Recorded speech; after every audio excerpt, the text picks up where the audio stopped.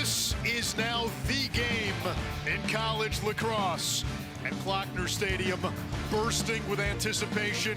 Maryland and Virginia have combined to win the last 3 national championships, 4 of the last 5. The road to a title goes through either College Park, Charlottesville, or both. And with that, we say good afternoon. Windy, a little brisk at Klockner, Anish, Shroff, Paul Carcaterra. Boy, you're looking at 2 programs that are the Tigris and the Euphrates of the sport. Behind us, that's the Fertile Crescent. It's the best talent, it's the best coaches, teams that have a culture in place, and championship pedigree. Look, these 2 teams unequivocally are the standard in college lacrosse. Everyone is chasing Maryland and Virginia. In college football, you have Alabama and Georgia. This is a lacrosse version, and the beauty of this, Anish, is we get it in the regular season every single year. Virginia right now comes into this game as the #1 team in the country, 6-0. They are as dominant as Maryland was a season ago through 6 games. Yeah, they got a 1-2 punch with Connor Schellenberger and Xander Dixon. Schellenberger is the best facilitator in college lacrosse, leads the nation in assists. He's got a 6th sense for where his teammate Dixon is at all times.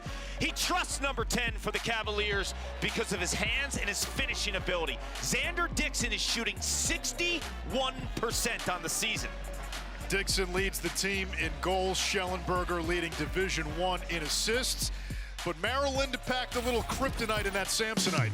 Absolutely. You have Brett Makar. He wears the prestigious #1 jersey for the Terps. He's the heartbeat of the team and the traffic cop for Maryland. Ajax Zapatello is a technician, and he shut down Schellenberger last time when they played in the quarterfinals in May. And then Luke Weirman. You think of Petey LaSalle as an all-time great for Virginia at the face-off dot. Weirman has dominated him the last 2 matchups. Weirman last year against Virginia, 68% in 2 games, had 3 assists as well. Virginia beat Maryland in a controversial 2019 quarterfinal en route to a championship. The Cavaliers beat Maryland by a goal in the 2021 final. Maryland blowtorched Virginia in 2 games last year, in the regular season by 11, in the postseason by 9. And Petey LaSalle wins the opening faceoff, exits clean, feeds the wing, and too high for Schellenberger. An early turnover. Petey LaSalle celebrating his 23rd birthday today. Happy birthday, Petey. We'll hear from him at halftime when I sat down with him and the latest with Relaxing with Pete Cark. And I'll tell you, Petey LaSalle, what he's different in terms of his face-off ability, it's not just winning the draw, but what he does offensively. Maryland gives it right back as Daniel Maltz could not keep it in bounds. And Virginia will go to work.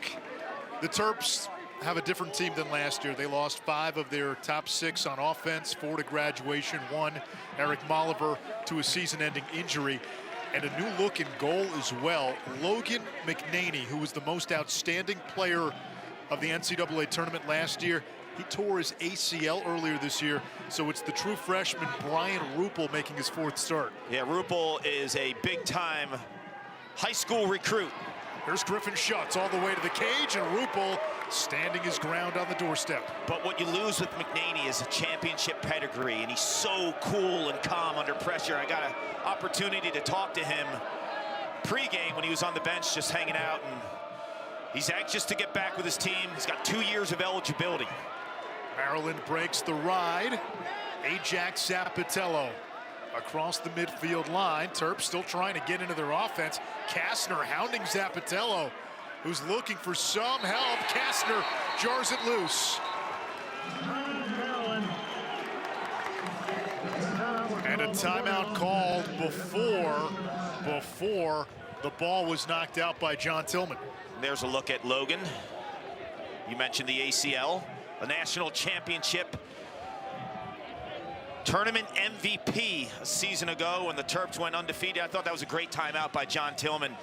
But it's on the attack to really help out Zapatello. He's getting hounded by Cole Kastner, who they use in the ride quite a bit because he's 6'7". He just drapes all over you.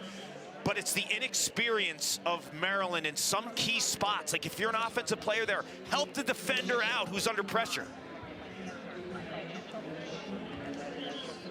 Every year, NCAA provides over 2,500 complimentary Maryland this season ago, undefeated, national champion, a team for the ages, really one of the most dominant teams that we've seen. And you know, while it's still early and there's a lot of lacrosse left, it's only mid-March, you know, Virginia is a team where they're trending on an all-time path right now.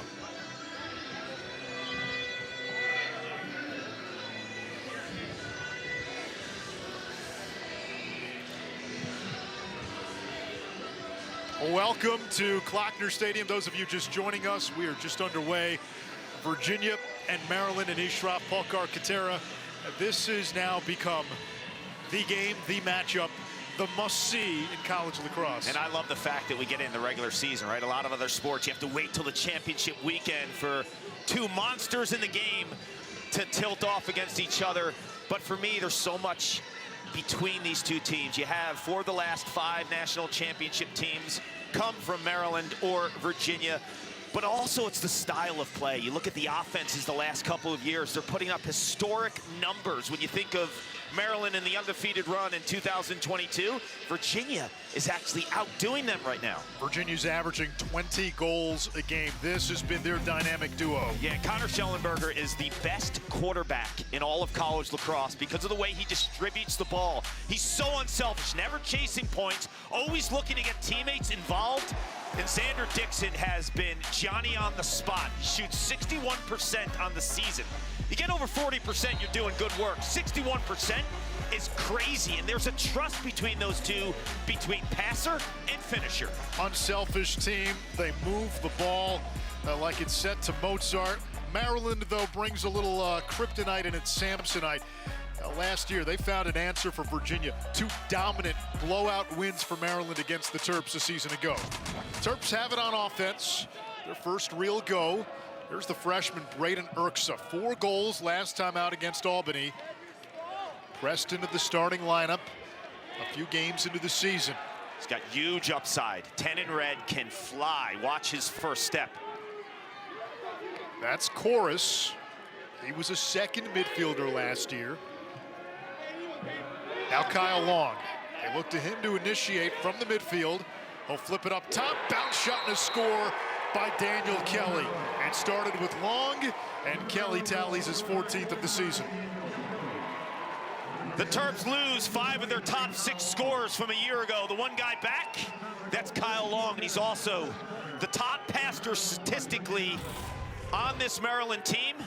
Played attack in high school, very comfortable behind the cage for a midfielder, and you see the head up and the vision. And Kelly is playing in Logan Wisnaskis' spot from a year ago, who won the Tewaaraton title. In terms of the best player in college lacrosse, he's the left-handed big-time shooter, and he shows some versatility in his shooting there with that high bouncer that will give goalies fits. Petey LaSala now 2 for 2 at the face-off X, wins it, dumps it back to Jeff Connor.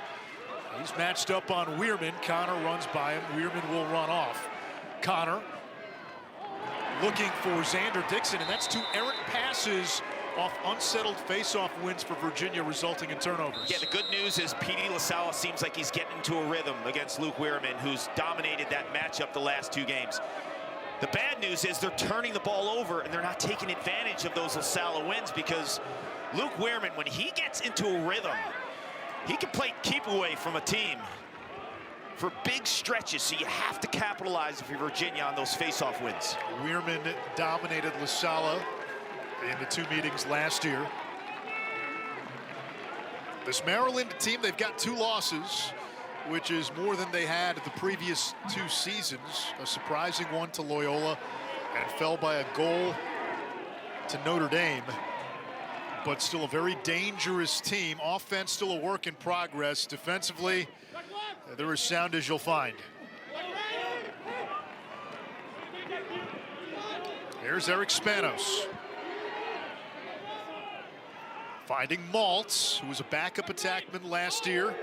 Scored 40 goals 2 years ago, and he beats Matthew Nunes. And right now, Nunes' play, the last 2 games, the beginning of this one, it's got to be a concern for Virginia. I did the Hopkins game 2 weeks ago at Homewood Field in Baltimore. He went 2 quarters without a save. But credit Danny Maltz in the story in terms of his journey. Scores over 30 goals in 2021 as a starter. Reserve role because of the depth the Terps had on offense a year ago.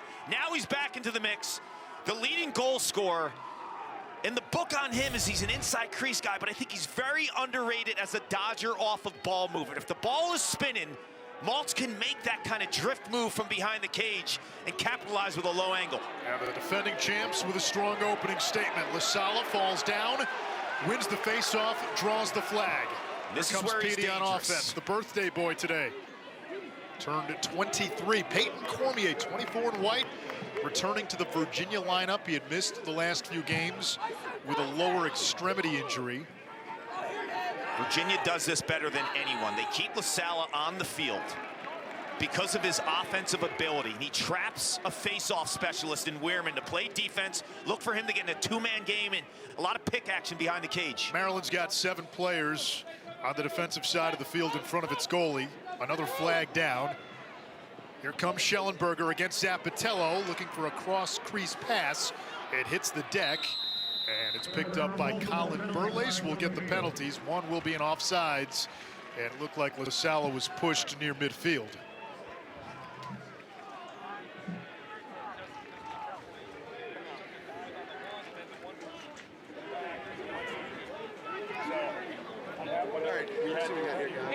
Stay with us, 18. You're going to serve the second one. Bad idea. If you're offsides, then you might as well keep playing with 7. Absolutely, especially when you're playing against Virginia. 52 red, 1 minute with the trip.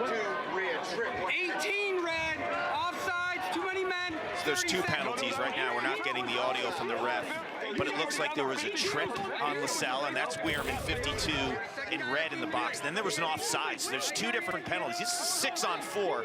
They called him for a trip right there. Then there's the offsides. This is a Virginia extra man unit that is downright frightening. 69% on the season. Nice.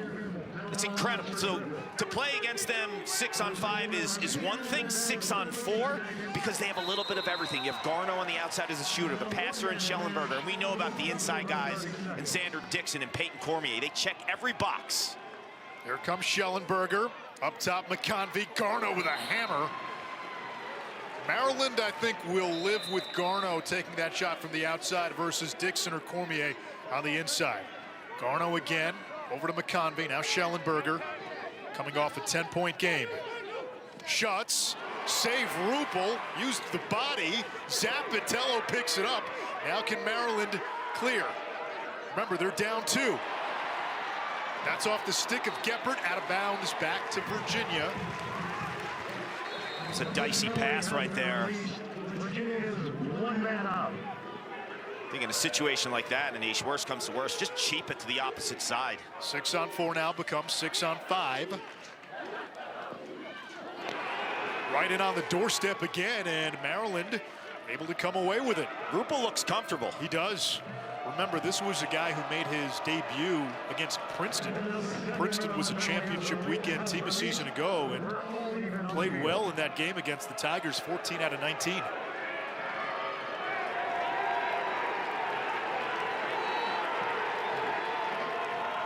So you have the length of the Virginia defense. If you're Braden Erksa behind the cage, we talked about him being a speed dodger.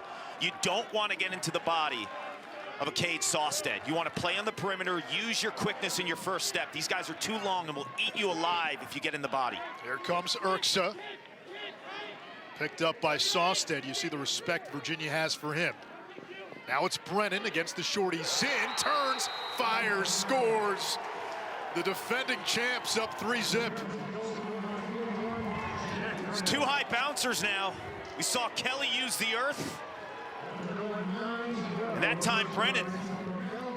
And before the game, talking to Maryland assistant Jake Bernhardt, he was mentioning to me that, yeah, while this used to be an old ACC rivalry, Terps haven't played on this field in 2013. One of the things the players were testing out, what kind of bounce can you get on this Klockner field? We've been here enough to know this field gives you a little bounce. It does, and you saw Nunes. He bites low, and then the ball goes high. Jack Brennan using the earth. You know, you lose a lot of the offensive punch from a season ago, but there was a lot of complementary players like Brennan who know how to play in big games. Weirman wins this to himself. Accelerates ahead on the doorstep. Erks a good look, pushes it wide. I guess they'll say that was a pass or that was touched by Virginia.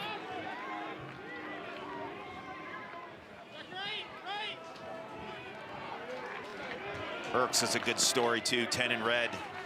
Under the radar recruit, not even in the top 100 inside lacrosse recruits for his class. Kyle long shot, first save by Nunes. It comes back to Maryland, a new 60. Here comes Chorus down the alley. Long on the invert, over to Brennan.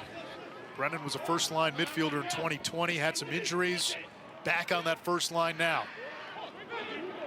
Maltz and Kelly playing catch. Still plenty of time to shoot. Erks has got some sizzle, feet inside. Chorus off the side of the net. Nunes will dig it out. Great pass though, and Maryland getting some strong looks. Yeah, how do you beat the length and the one-on-one coverage ability of Virginia on defense? Well, crisp passing. The ball's like hot potato right there. Guys like Danny Maltz and Erksa. It's a catch, a look, and a feed. Sun-spangled Saturday, great crowd here at Klockner. The grassy knoll across from us that you see on your screen. This is the best. Filling up.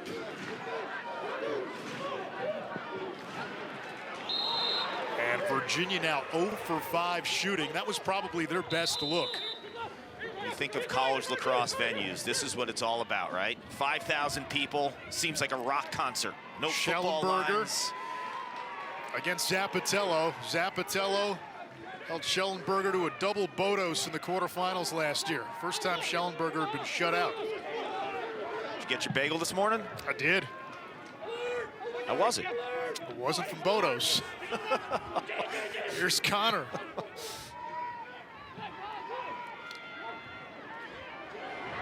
Good look, high crank McConvey.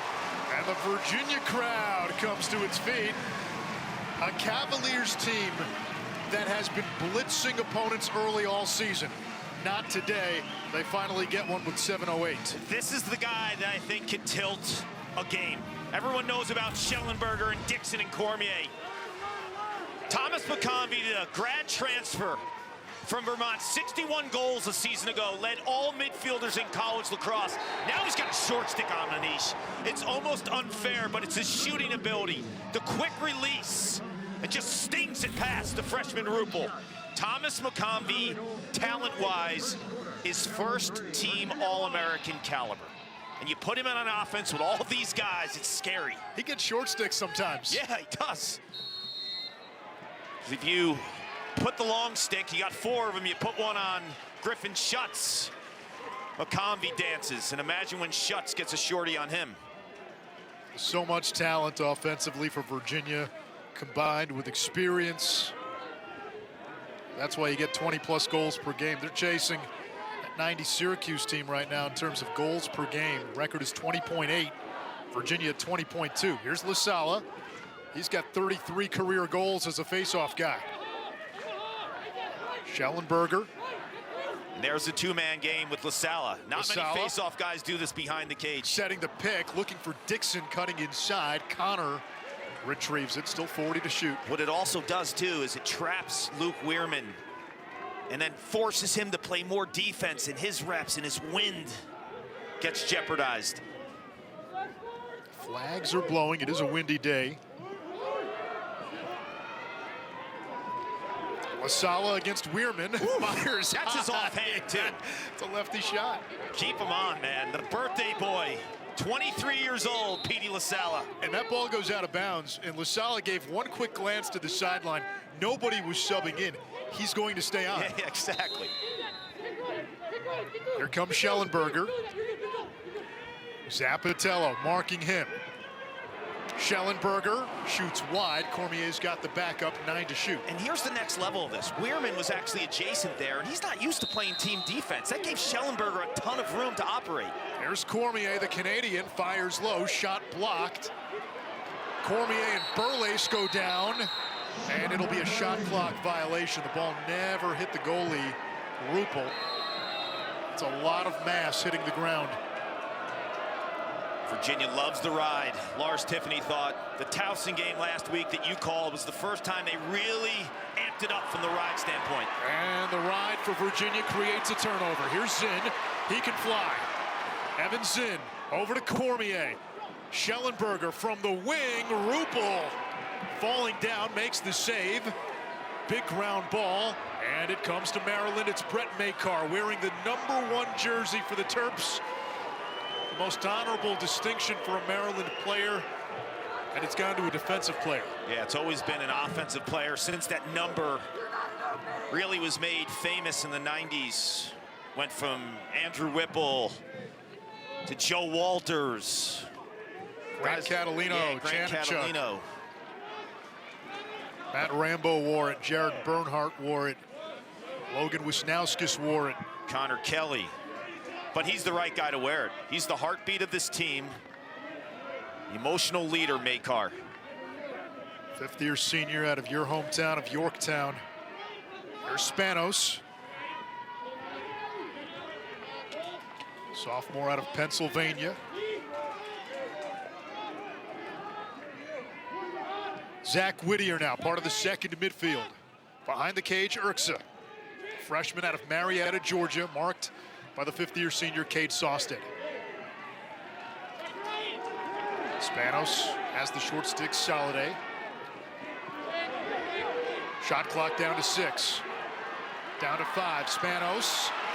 Doubled, well-timed, Kastner jars it loose. Incredible defense, Grayson Soliday.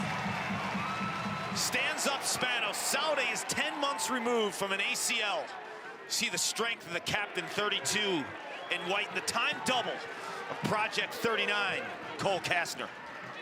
Soliday tore his ACL in the quarterfinal against Maryland and flashed some Wolverine-like healing abilities. Unbelievable. No brace, nothing. Here comes Garno. You mentioned this a few games ago. If Peter Garno can hit the cage, he could be at 30%. Boy, it gives Virginia a dangerous weapon. Ricky Miezon, 50 in white, has a chance to be dangerous. The former Stanford linebacker, Stanford captain, and one-time #1 recruit in college lacrosse. Truett Sunderland, the freshman. Zappatello has kept Schellenberger in check. Miezon against Donovan Lacey, using the body.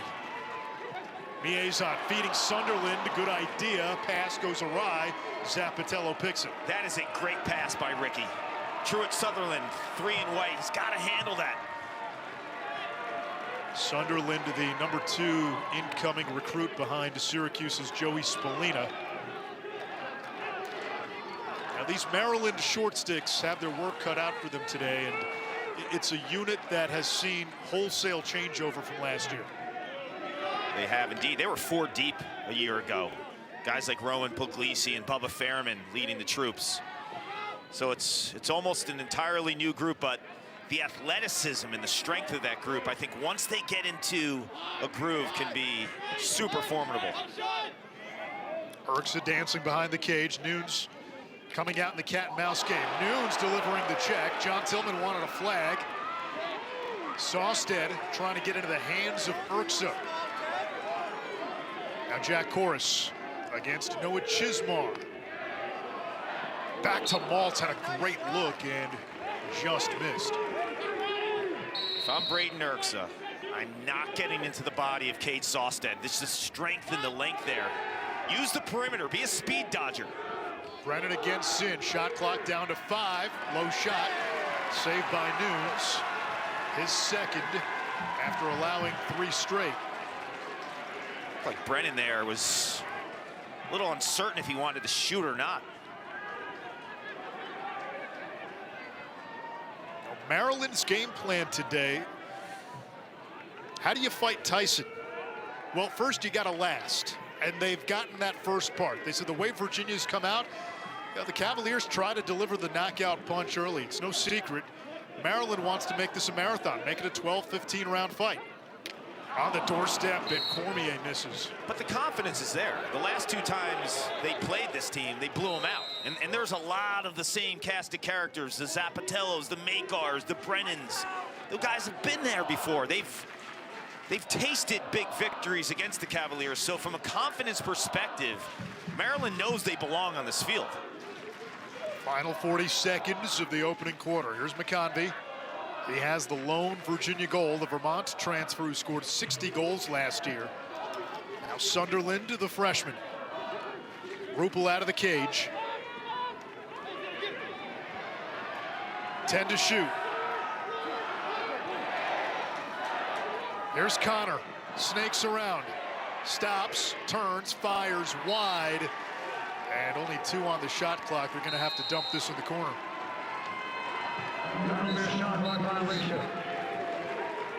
Virginia shooting 1 for 11 in the opening quarter. A team that came in shooting 41% on the season, tops in the nation. Rupel sends it way down and over the goal. The first quarter comes to an end. Virginia down by 2. The #1 team in the country got ambushed early by the defending champion Maryland Terrapins. The Terps scored the first 3 before Virginia got on board. A lot in terms of how they're sharing the rock, but also the speed and pace of the ball movement. It is so hard to defend when the ball moves so fast like it did for Maryland last year and Virginia this year. In terms of your team defense and your communication, you're always out of sorts when you play a team like Virginia or Maryland. Terps lead 3-1, 3 different goal scorers for Maryland.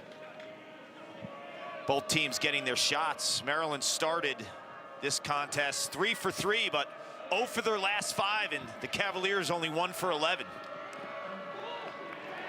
Intercepted by Sawstead. Evans in, the Johns Hopkins transfer in his 2nd season with Virginia. Fastest guy on the team. Fast-paced game, too. Don't be confused by the score. I mean, both teams are getting plenty of shots. There's been some turnovers, too. 10 turnovers in the game. So both of these squads, we talked about John Tillman just kind of changing the way that he coaches over the years and allowing his teams to play at a high pace. Schellenberger to Dixon. And in the crease. I think it was Griffin Schutz when he went behind the cage. Rupel seeing the ball, though. Tell you what, you lose a guy like Logan McNaney. The first game after McNaney tore his ACL against Loyola, Teddy Dolan got the start. That was against Syracuse. Dolan, a grad transfer from Binghamton, as that shot hits the cage. It'll reset the shot clock, but it's Virginia ball. That's how you beat a 10-man ride. If the goalie's out, if you can make that, you make them pay. And John Tillman had to make the move to say, you know, we're going to go with the freshman over a guy like Dolan who started a lot of games. He said Teddy Dolan took it really well. And Rupel has stabilized this position. Both these teams, again, have stacked elite recruiting classes on top of elite recruiting classes. We may not know the names because they haven't seen the field. There's a lot of talent up and down both of these rosters. What also tells you about John Tillman's ability to recruit goalies. And he was a goalie as a player, so he understands the position. He recruits it like a college football coach would with a quarterback, right? You have to have depth. You think of the goalies he's had: Nico Amato, Kyle Bernlohr, Dan Morris, McNaney. Pretty good lineage. Dixon to McConvey. That's a save by Rupel, his 4th. It will stay with Virginia. Shot clock resets to 60, closest to the ball when it goes out. Awarded possession on a shot. He's not just making saves, but he's making some difficult ones. I mean, McConvey put that ball offside hip. You saw the quick reaction of Rupel, the true freshman. Out of Catonsville, Maryland.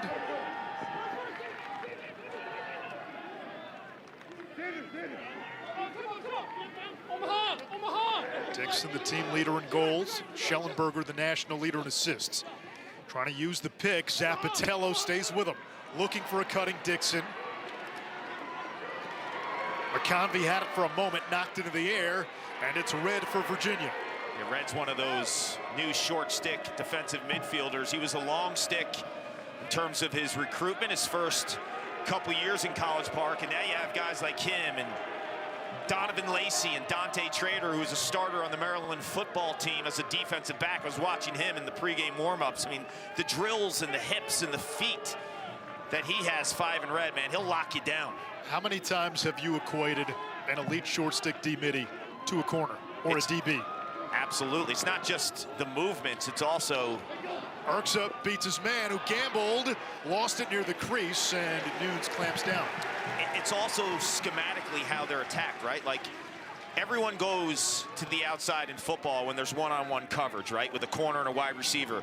You got to bring safety help. Well, when you're a short stick defensive midfielder, everyone's dodging you, so you need to bring early slides. But if you're elite, you don't have to bring the slide. You can be creative defensively. Dante Trader was a starting safety for Maryland this year. Virginia averaging on the season 8 goals per game in the first half. Today, just 1 on 12 shots.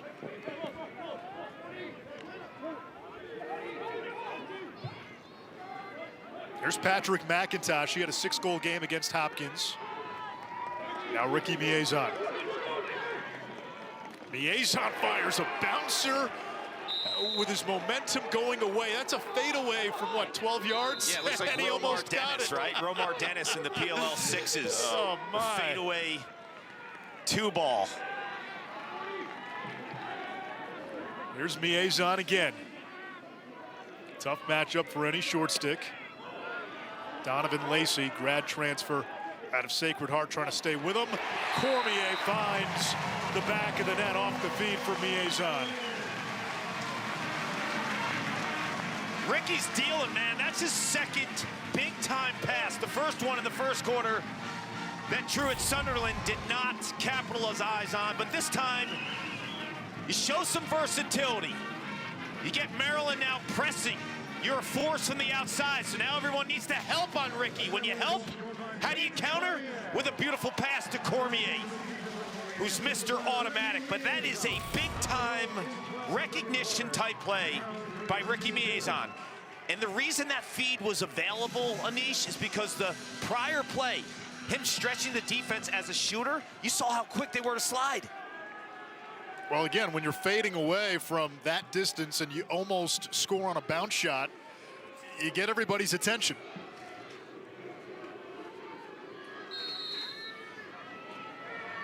Virginia's won the majority of faceoffs, but nobody has scored directly off a faceoff win. And how about this battle? Weirman and Petey, it's punched ahead. Now the ensemble cast gets involved. Chismar had it through the contact, tornadoing out of trouble. And Lars Tiffany and Virginia able to call a timeout. High fives for the sophomore Noah Chismar. It's a 3-2 game, 9:55 to go in the first half.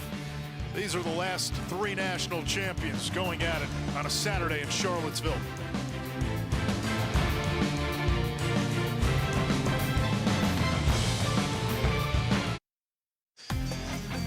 We got a couple of 2 sports superstars down in Klockner and Charlottesville today. Dante Trader, starting safety for the Maryland Terps football team. He wears 5 in red as a short stick defensive midfielder. Ricky Miezon, the grad transfer from Stanford, a captain linebacker.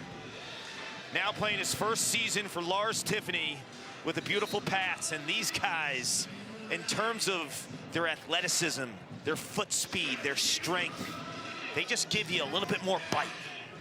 They do, and both of these guys were big-time lacrosse recruits coming out of high school. Top 5 guys, everyone wanted them. Everyone wanted them.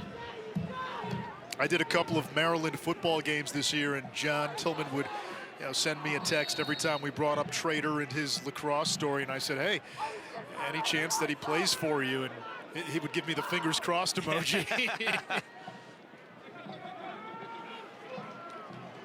Here comes Schellenberger, still looking for his first point against Maryland. Did not have one in the quarterfinal last year. McConvey drew the double, kicks it back out to Shelley. Schutt's going to work now. Gets free and scores.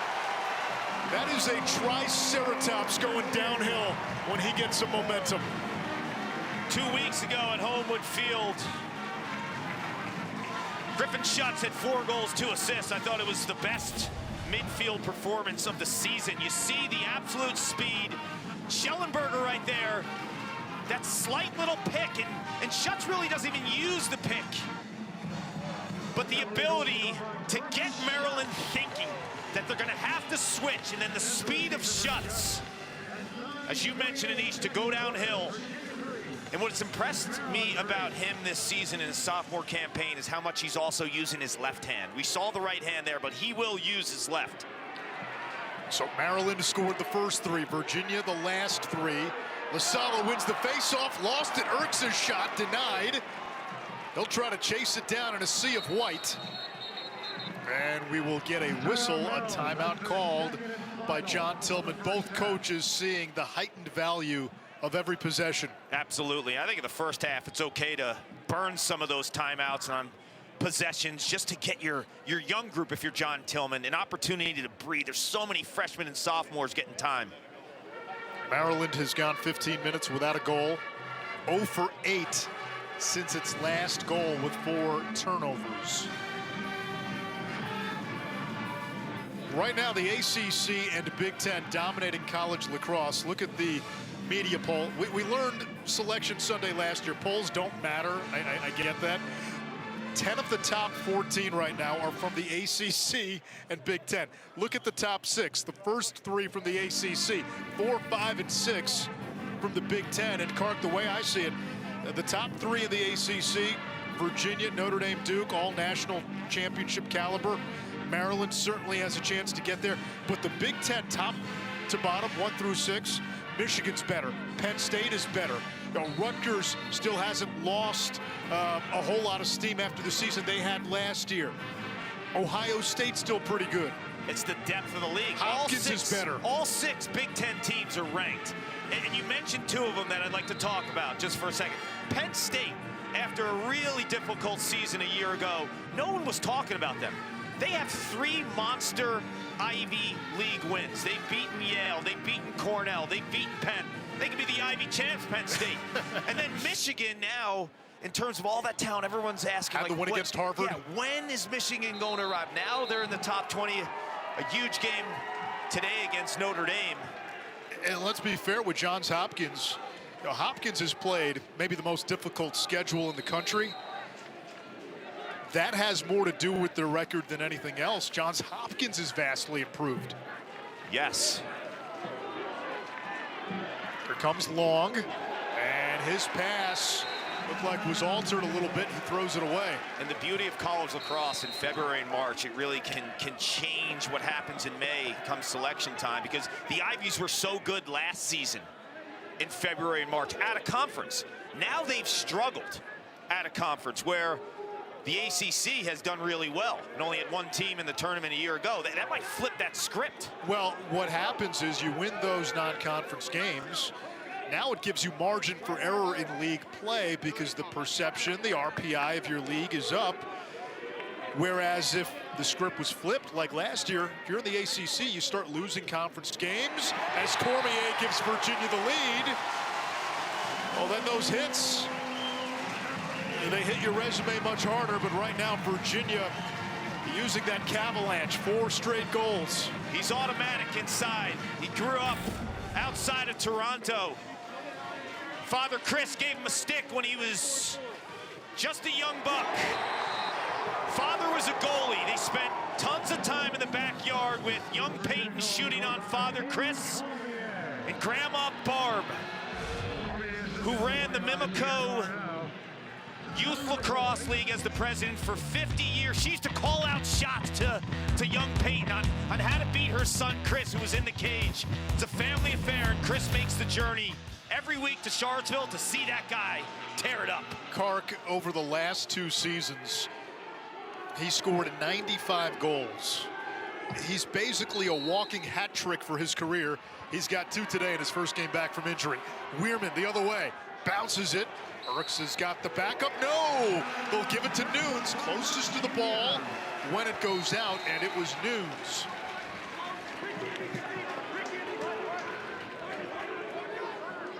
Yeah, he's automatic, Peyton. But you look at lacrosse as a family affair, and how cool would that be to see your dad in the cage, right? Grandma's calling out shots, top left, top right. She used to have numbers to designate where the ball should go. And Peyton, when he's inside, you have to account for him because he's essentially never covered.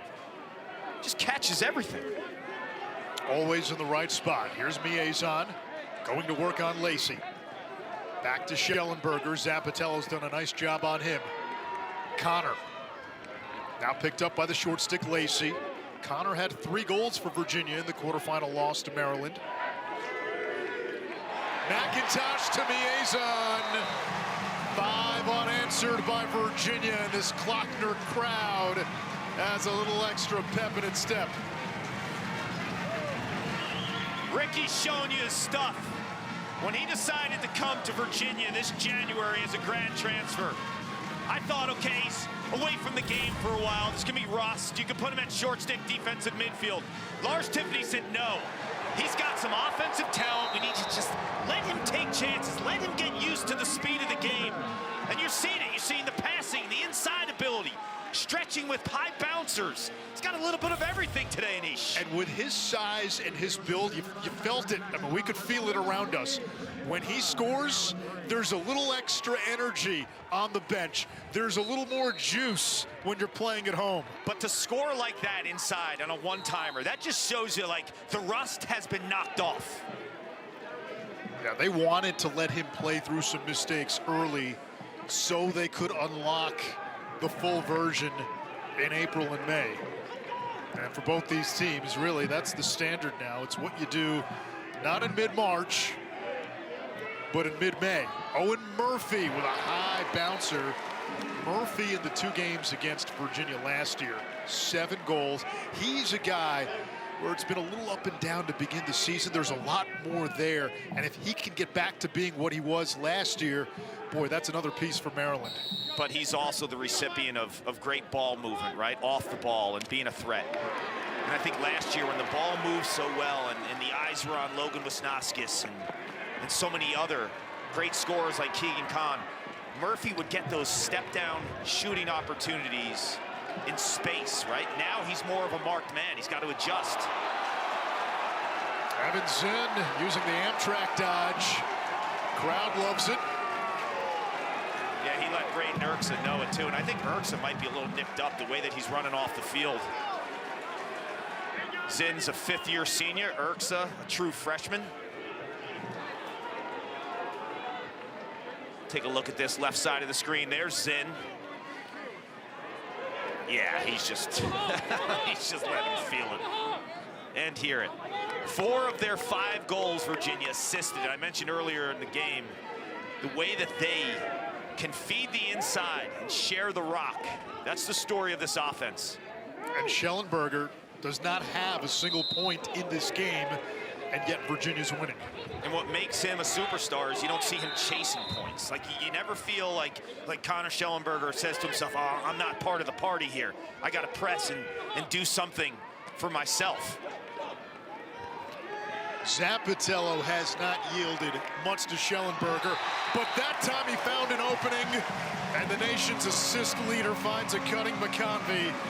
6 unanswered for Virginia.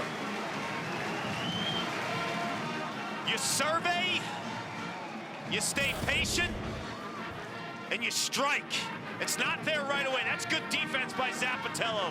But what makes Schellenberger so elite is he doesn't give up on plays and he trusts his teammates. You see McConvey there as Virginia celebrates. He's losing his angle. But you know when you have a Canadian finisher and goal scorer like that, you just got to get him the rock. And Schellenberger puts it right on his stick. Thomas McConvey, a 60-goal scorer for Vermont. And, you know, McConvey's got a little extra juice in this game. Think of how his last 2 seasons with Vermont ended, with a first-round loss to Maryland. He was the marked man. The beauty of a guy like McConvey as a grad transfer, as a midfielder, like, you don't have to hand the keys to the offense to him. He could be a complementary type part. And when you're that good, and you're sometimes the fourth option on an offense, I mean, it's borderline unfair. Here comes Jack Brennan. Spanos. No Urksa out there after taking that hit. Now Jack Corus has the short stick. Chismar. Kastner comes over to help, and Kastner now picks up Corus. And Corus wisely gets rid of it to Long. Just swallows you up, right? Like, it just looks different when 39's defending. Kelly got free for a second. Now Brennan trying to get past Sawstead, knocked away. Welcome to Jurassic Park. They have some legitimate velociraptors on defense. Cole Kastner, I was mentioning, swallows you up at 6'7". Cade Sawstead, 6'5", was an elite wide receiver in high school in the Dallas area. An all-state type player, record breaker at his high school.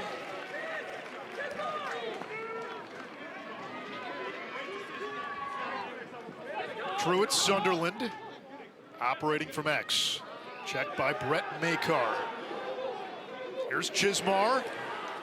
Got a good look. And the backup to Sunderland. A flag comes in. Two come in now. One from near the sub box. Yeah, I think they'll get Zappatello on a late hit. 36 in red.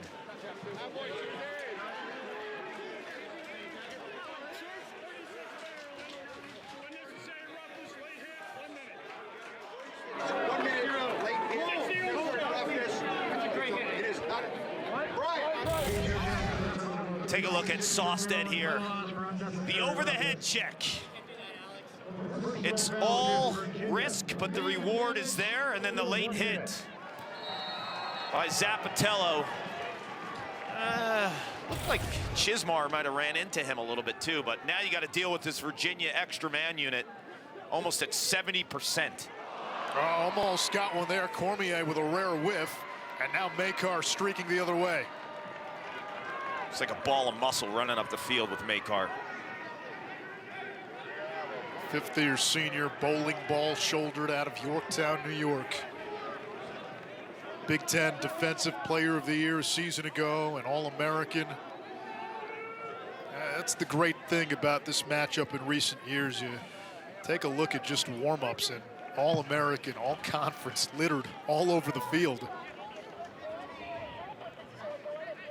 Last year, Maryland, knowing that in 2019, their loss to Virginia had a bit of an asterisk. That was a controversial quarterfinal game. A pipe goal that was wrongly called. Virginia ends up winning in overtime after being the beneficiary of that call. Cavaliers go on to win a championship, 2021 in the championship. They got Luke Weirman with a shot on cage in the final seconds to tie. Alex Rode makes the body save. Maryland had all the emotion and energy going into last year. And Lars Tiffany knew his team could not match that. Matthew Nunes could not match that from Spanos. And Maryland ends the long scoring drought after 6 straight Virginia goals to close within 2. I think Eric Spanos has a lot of upside. I watched him in high school, and he's got the long arms and the wingspan. I've seen him use his right hand quite a bit, and this time driving up the left side with low angle. And the jump shot, I think, throws Nunes off a little bit, too. I think that is a well-timed jumper by Spanos because he's not in the body there. And the jump shot actually gives him more leverage, increases his angle. And Nunes can't track that one against a big boy in Spanos. 5th of the season for Spanos. It ends a 22.5-minute scoring drought. Loose ball push without possession. So it goes to Maryland. A chance to get within 1. Lacey moves it ahead to Kelly. Daniel Kelly waited his turn on the bench for a couple of years. Now starting on attack. I think the Spanos dodge was big, though, because you got to ask yourself, for this Maryland offense, who can win their matchups? You know Kyle Long can. Jack Brennan has showed you, but for Spanos to be that next level in terms of a dodging presence. They need that. They have the finishers. Urksa getting devoured by Sawstead, who knocks it loose.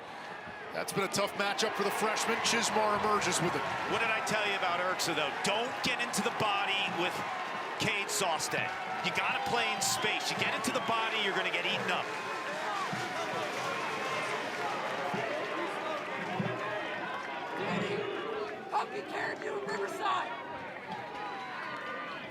Punt return clear by Chismar, and now Virginia sets up its offense. Final 90 seconds of the first half. Maryland started on a 3-0 run, then 6 straight by Virginia. Schellenberger's shot saved by Ruppel, his 6th. It'll stay with Virginia, new shot clock. So about a 24-second differential between game clock and shot clock.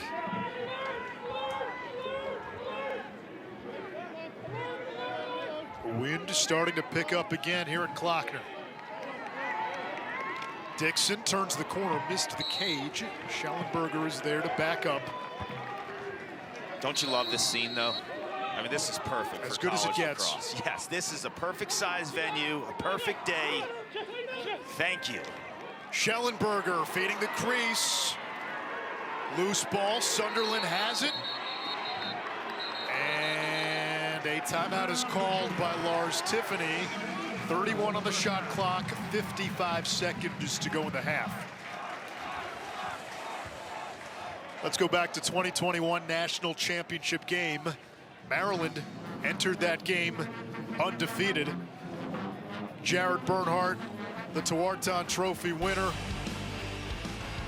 Terps controlled that game until about midway through the fourth quarter. Connor Schellenberger was sensational. Matt Moore had, what, 4 goals in that game?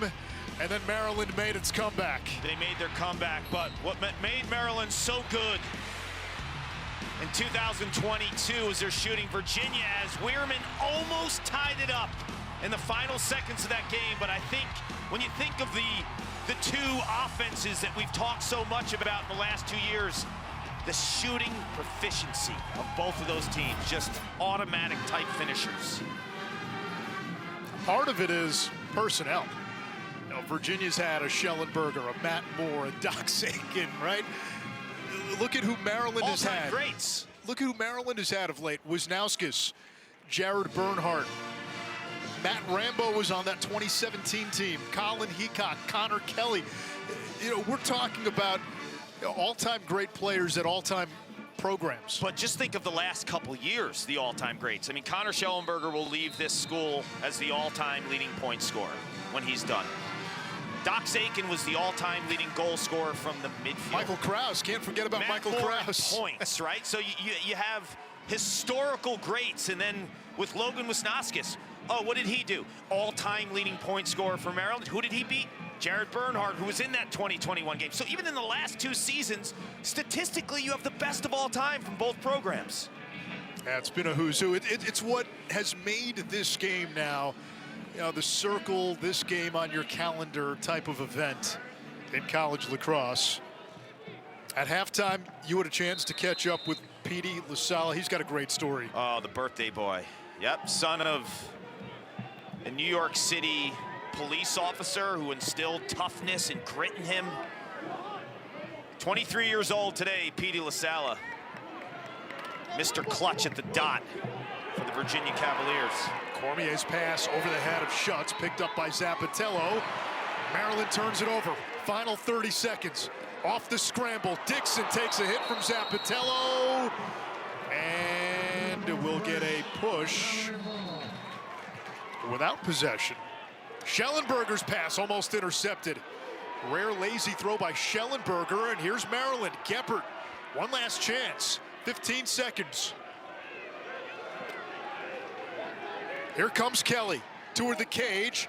Nunes denied the angle. There's a flag down as Kelly was driving on Matsui. I think Matsui, they might get him with a push. And this is big for Maryland because they can hold it.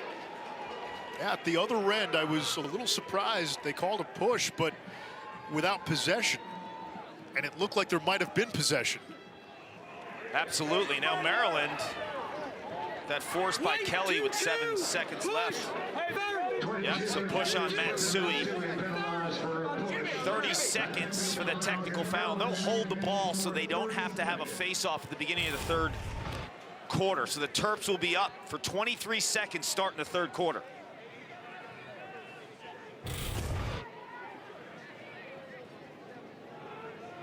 I like Virginia here. They're gonna push a little bit though, and press to try to dislodge the ball. If you dislodge the ball and there is no possession, then you do face off, even though it's 3-on-2. Instead, Maryland will begin the third quarter with the ball, no face off, and an extra man for 23 seconds. Terps got off to a 3-0 start in this game. There have been some big hits, some big-time collisions. It's a big-time matchup. Virginia responded with 6 straight and 6-4 at the half. If they get to championship weekend, it would surprise nobody. It's almost like your Syracuse teams in the 90s. That's just the standard we expect now from Maryland. They've lost a ton. They've had some significant injuries, but a chance here with the extra man to begin the third quarter. He's an incredible coach, and he always adapts, plays to the strengths of the individuals and the performers on his team, year in and year out. Now back to full strength as Evan Zinn runs on. Owen Murphy feeding the crease. Nice move inside. Flag down. Goal is good. It's Jack Corus with the tally. 5 goals by 5 different Terrapins. So they start the third quarter, extra man. And Murphy is a big-time outside presence in terms of his ability to spray it from downtown. So he gets the attention of Virginia. All the eyes are on 55, but Corus is left right in front. And initially, when he makes that move, it looks like he was going to get the ball dislodged. He holds on to it, but Murphy with the pass. The goal wipes out the penalty. 1-goal game. 30 seconds into this third quarter.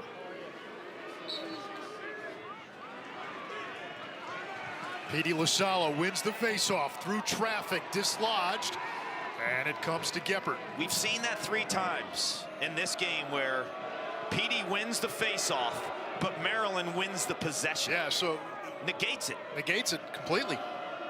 Turnovers now a dozen for Virginia. Maryland had 9 in the first half. And a lot of it,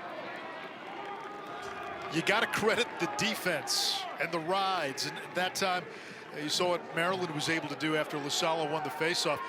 Some of these, yeah, unforced turnovers. Some of them, it's guys like Makar and Zappitello and Sawstead getting in your business. Here comes Brennan down the alley, shoots low, hit the cage. Chismar had it, flag down. That's going to be a push on Maryland for 30 seconds. But Anish, you bring up a great point with the face-off and not winning the possession after the face-off is won. Teams now are getting so smart. It'll be 30 seconds. Push! 30 seconds. That's on the freshman Urksa. Teams are so established in terms of their prep and the way that they coach throughout the course of the week that there's so many defenses and adjustments that are made after teams win the face-off so they can counter with a possession win. Our friends at Lacrosse Reference do a nice job, tracking true face-off win percentage. One of those stats that needs to go mainstream. Oh, yes. Schutz over to Schellenberger to the wing. McConvey, great look. Almost had his third. So you look at this extra man, and if you're defending it, like where do you prioritize? Pray. Schellenberger, that's a good look too high. And Schutz will trigger. I think you mentioned earlier, you really got to protect the paint in the inside. But Virginia, as you're seeing right now with McConvey and Schellenberger and Garno, they'll stretch you too. McConvey over to Garno. Schutz on the doorstep. Cormier, slam dunk. We called him a walking hat trick. First game back from an injury. He's got 3 goals today. Don't take him for granted.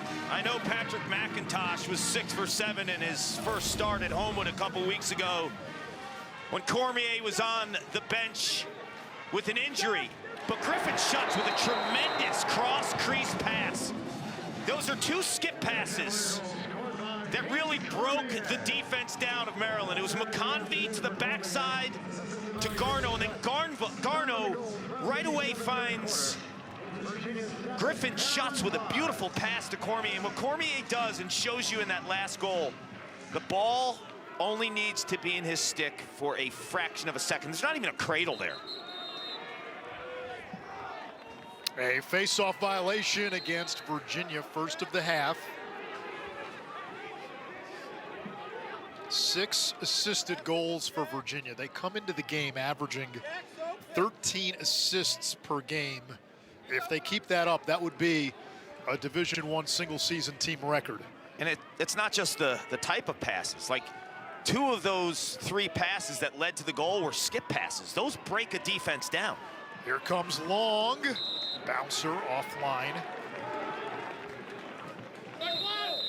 What's the adjustment Erkson needs to make on Sawstead? Well, that time he used the pick. I think he needs to play in space. Watching the tape on the freshman, he's a speedster with a really quick first step. Don't get into the body of Cade Sawstead, who's 6'5". He will devour you, but Erksa has the speed to play in space.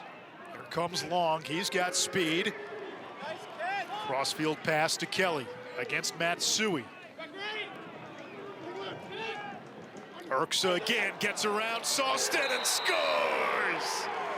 He joysticked right past the 50-year senior. Don't let him touch you, Anish. You saw the quick first step. Watching him this week on tape, I was so impressed with his explosive ability, his footwork. And then I went back to his high school days and watching him on tape as a Scholastic player, he was tooling on defenders with speed and quickness. That time, he never lets Cade Sawstead touch him. If he goes into the body there, Cade Sawstead keeps him below goal line extended. He found what you said, a little bit of space, used the separation, and used his speed at 7'6". That's going to be a loose ball hold against Virginia. Maryland ball, a chance to tie. You know what I was seeing from Erksa too, when I was watching his high school tape, and this is crazy, I'm not making the comparison, but he was getting underneath defenders with a speed dodge a lot like Jared Bernhardt did. And this is not comparing, saying he's the next Jared Bernhardt, but I saw some flashes there. In 2021, Bernhardt had the uncanny ability with his speed. He would isolate a defender, everybody would clear out. And we saw him dust some of the best defenders in the country. Nunes the saves on Murphy. You see that release by Murphy, though? Maryland wins it back. McNeil could not handle the pass. 55 in red. Owen Murphy has a release like Ryan Brown, the Johns Hopkins great who just retired from the PLL. Wow. It's just beautiful to watch. You're going there, huh? Yeah, it's just beautiful to watch. You watch him cock it back and in one motion bring it that direct overhand. Now, granted, Brown has about 9 different release points, but the overhand is a lot like I've seen in the past. Loose ball push on Virginia. It resets the shot clock. Whittier, part of the second midfield, sophomore. Dad played football at Maryland. Now Murphy started the year on attack, now on the second midfield.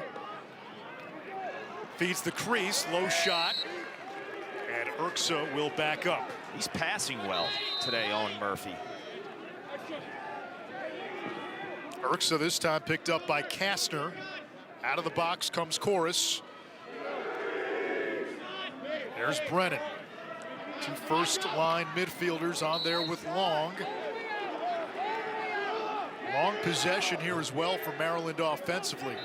Watch Nunes. A lot of times when you have a streaking midfielder like Brennan, he's dipping a little bit low. That's why I think those high bouncers are working on him.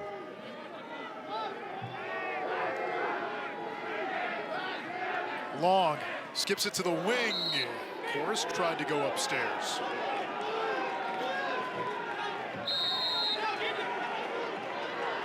Shot clock at 5. Long, feeding the crease, inside, Urksa ties it at 7. The freshman with back-to-back tallies. All set up by the veteran, Kyle Long, who's got a couple of beautiful passes for assists today. Late in the shot clock, Virginia kind of starts to hedge and show a double. You see all the hats, the white helmets, with the attention on Kyle Long. Late in the shot clock, I think you gotta trust the matchup a little bit more. And Long, who's been around the block as the Maryland mosh pit celebrates, knows he sees the slide and the help from Virginia. And Urksa has got those last 2 goals. The freshman's feeling it. Weirman and LaSala doing battle. Weirman wins this one. Maryland with a chance to take the lead. They led 3-0 before Virginia scored 6 in a row. Terps now on a 4-1 run of their own. Weirman chased back by Matsui. He will sub off. Spanos checks in along with Whittier and Murphy. Murphy had 7 goals in 2 games against Virginia last year. Feeding inside, Noon's got a piece of it. It's Zinn off the deflection. 9 saves for the sophomore. You're feeling that Maryland is more confident feeding the inside, right? Back-to-back possessions. Here's Zinn all the way!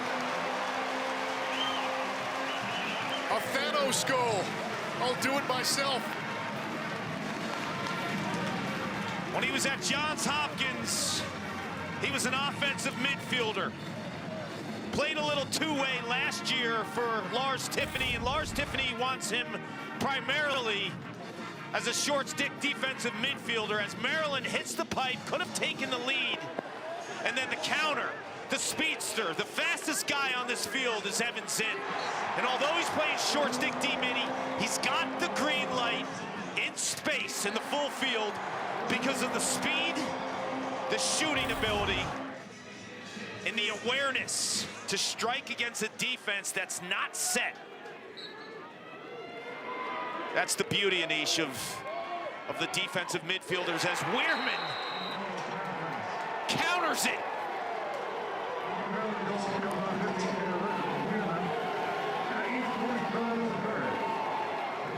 We got ourselves a fun one at Klockner. Luke Weirman finding the back of the net, tied at 8, 8:45 to go.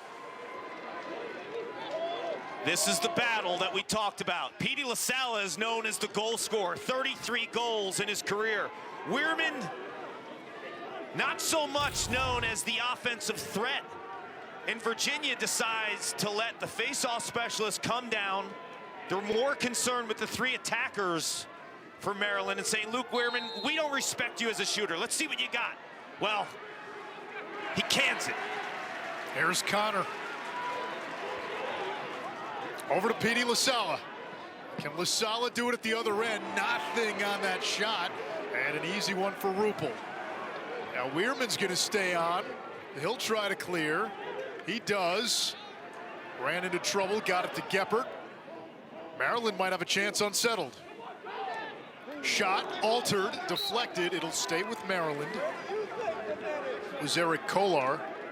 You know, these guys, LaSala and Weirman, I'm just watching them as they come off. Like, how much stamina, how much gas do they have left? Because these aren't guys that are just facing off. They're staying on, they're shooting, they're playing offense, they're playing defense. Who's got the better wind?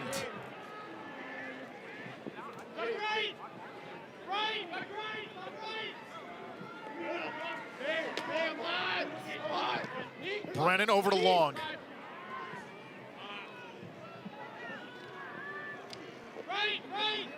Long gets it back. Still plenty of time to shoot. Chorus works the alley. Now Maltz. Kelly maneuvering on Kastner. Got help from Soliday. Maltz to the wing, low to high, too high from Urksa. 14 to shoot. Kelly's got the backup. Maryland recognized the double in quick ball movement.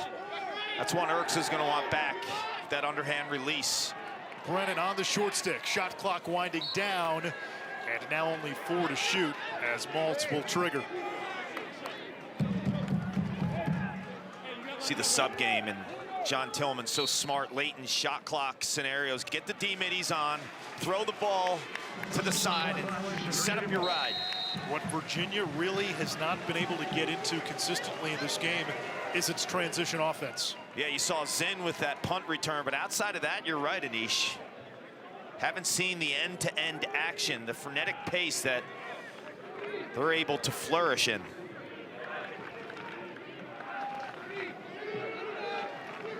Shots picked up by Jack McDonald.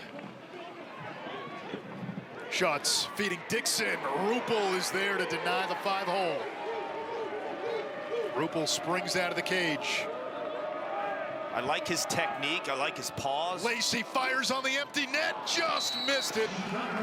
And Matsui has the backup for Virginia. Listen, if a team's going to 10-man ride you and you can steal 1 or 2 of those a game, it's worth the gamble. Obviously, the downside is it's essentially a turnover. Yeah, you want a 10-man, you're going to have those opportunities. But back to Rupel, like, he's so calm, and a lot of young goalies are antsy and they guess. He kind of pauses for a second. And that's a big thing for a young goalie, to pause and really identify the technique of the shooter. And that's what Rupel's able to do. Look at Miazon, and Rupel eats it up. See that? There's no guessing in his game. He mangonels it ahead to Nick Red. Now it's Lacey. He's a short stick D-mid.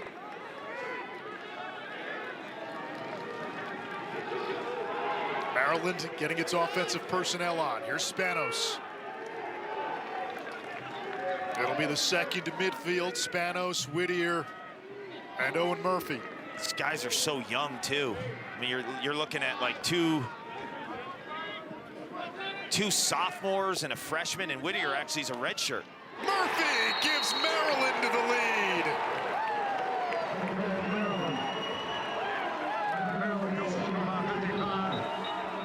I was mentioning the shooting ability as the boys in red are getting loose of Owen Murphy, a big-time righty goal scorer. Well, this time he goes to the left, and with the wicked overhand release, he gets Matt Nunes guessing. 2 giants in the programs.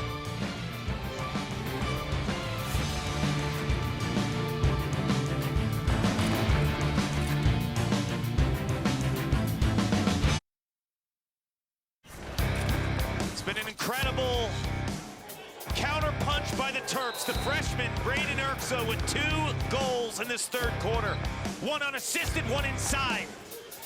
And Luke Weirman decides to take it himself. Virginia doesn't respect the outside shooting ability.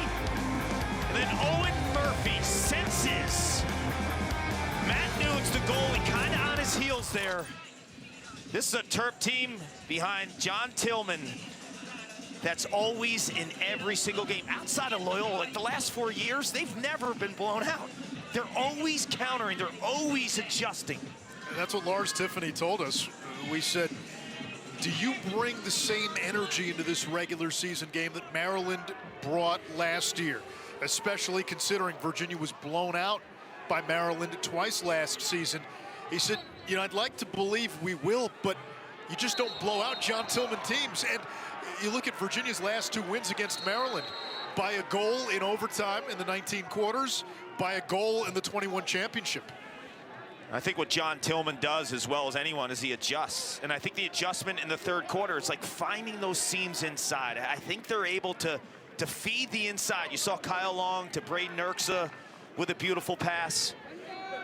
They're catching Virginia, ball watching just a little bit. Like they're looking at the ball carrier as the main dodging threat, the creator of offense, but the pass is able to keep them honest. And defensively, Ajax Zapatello has done it again against Connor Schellenberger. What a technician he is. I mean, he's such a sound defender, never out of position with his stick, his hips, his feet.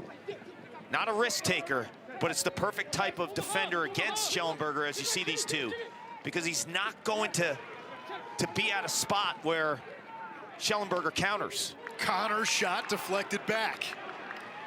Battle between Burles and Connor, rolling toward the sideline, out of bounds to Maryland. I think a guy like Schellenberger always waits for a defender to take a risk, to take a chance, to be out of position.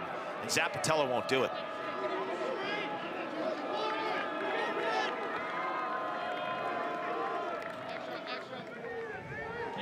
Schellenberger and Xander Dixon, who we highlighted in the open, a combined 0 for 8. Schellenberger has 1 assist. Dixon without a point. Cormier with the hat trick. McConvey's come to the party. Here's Urksa. He's got 2 here in the second half.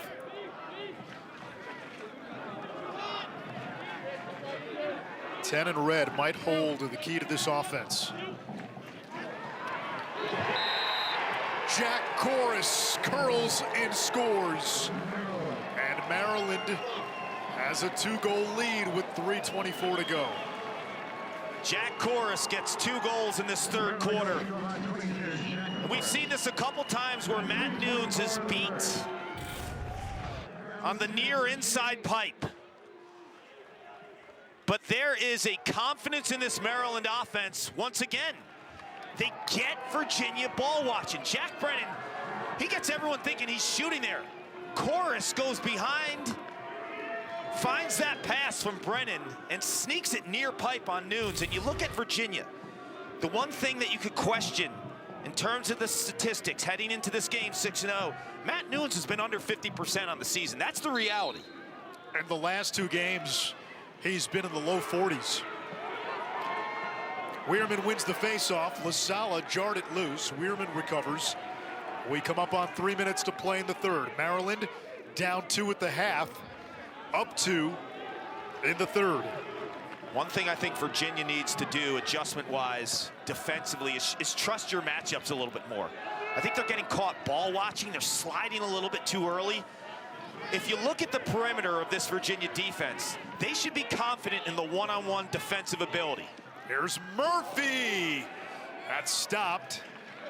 And Nunes able to recover it. I'm not sure Nunes saw it clean off the stick.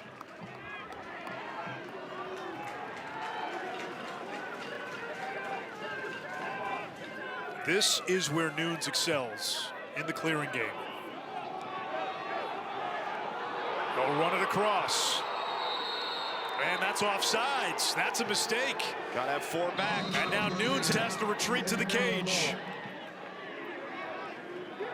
Spanos thought about it. Chismar guarding him. Spanos dumps it to Urksa.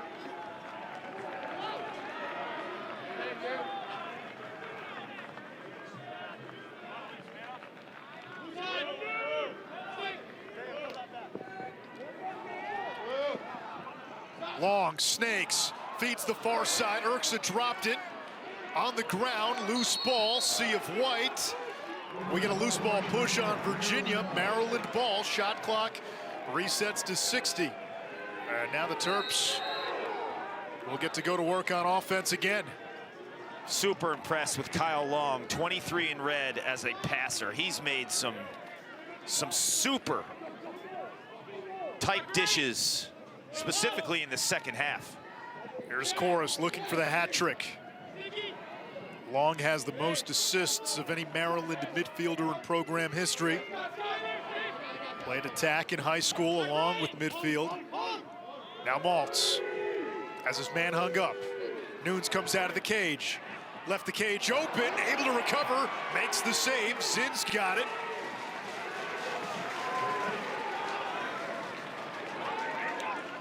Ten saves for Nunes. That was a dangerous gambit.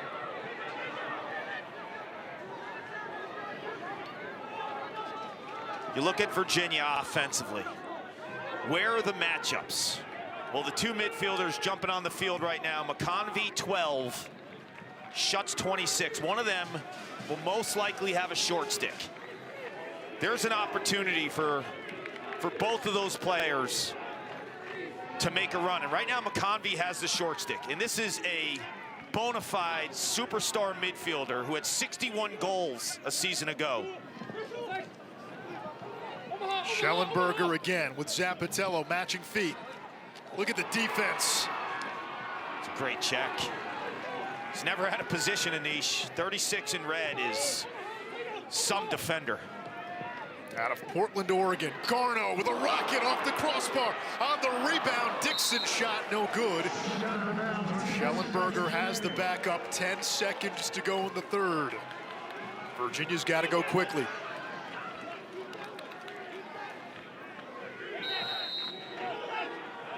Schellenberger over to McConvey, toward the cage. McConvey diving, doesn't count. Flag down. Officials confer.